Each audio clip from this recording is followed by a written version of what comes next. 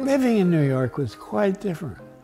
The first rent I ever paid was a loft that I sublet from John Heliker.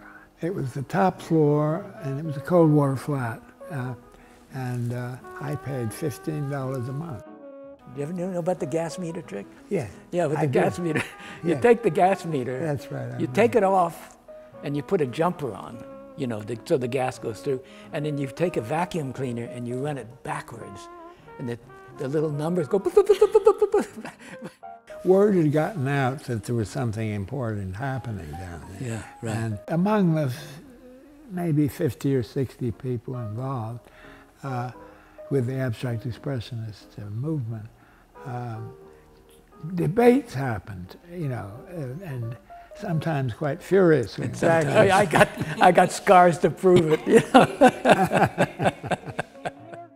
One of the first shows in the Tanager was a group show, and it had a beautiful climb on the back wall.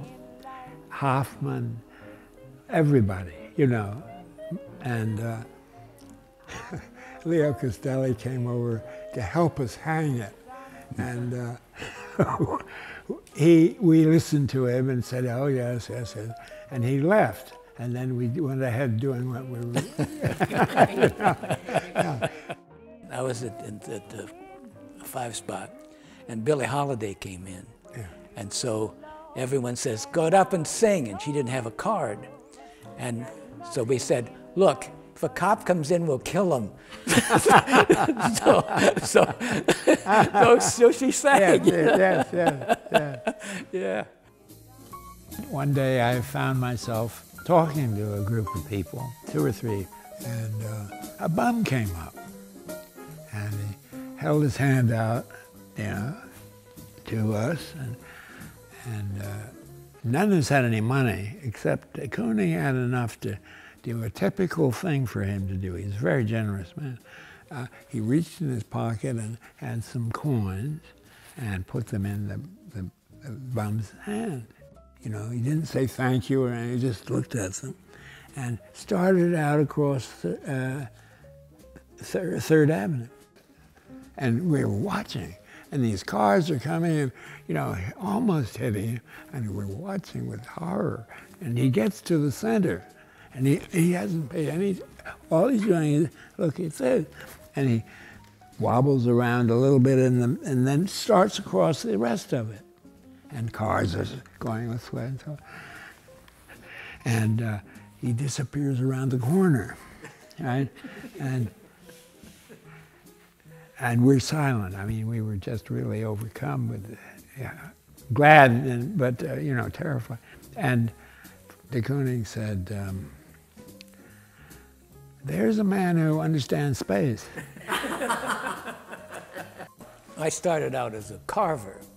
I carved wood and stone. I carved granite, which is like a bitch to carve. You get the pieces of steel go into your arm and pieces of stone, you know. When I came to New York, you know, there was always some lumber on the streets and stuff, you know.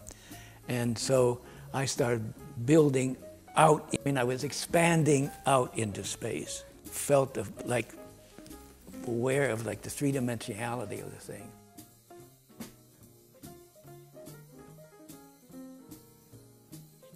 All during the 50s, I was in one little group in the evening and have a model and work from her.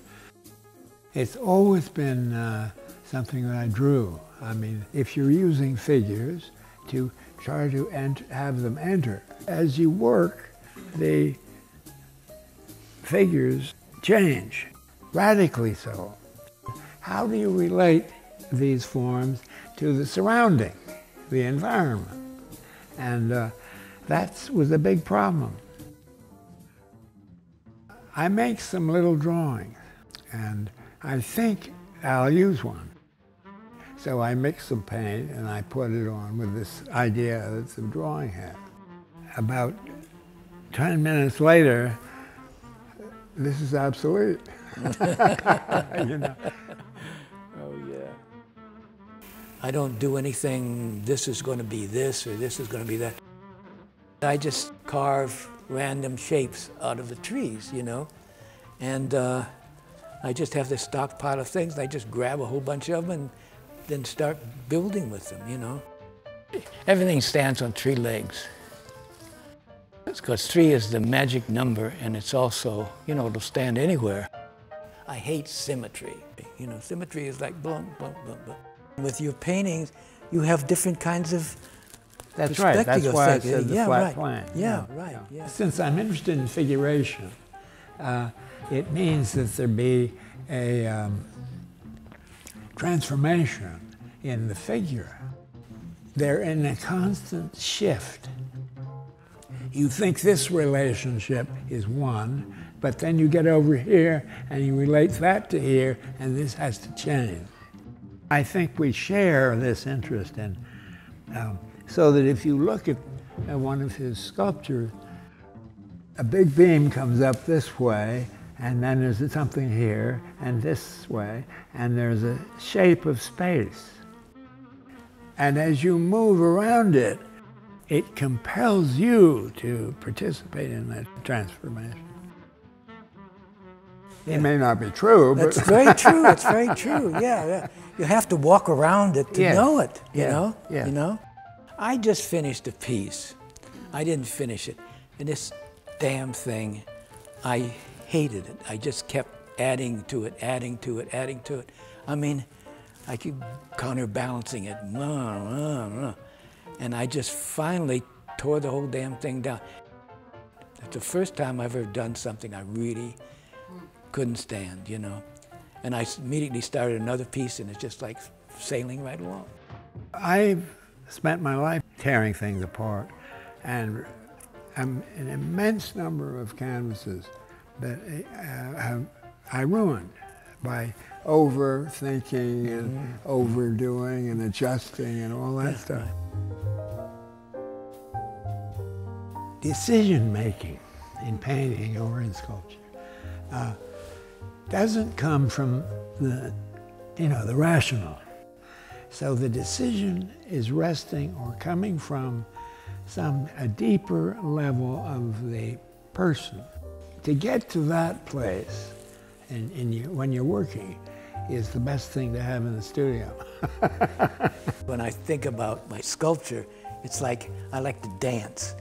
You really feel the movement of the, like a climb with a brush. Yeah. You know, like, you know. Yeah. Yeah, it's like really, yeah.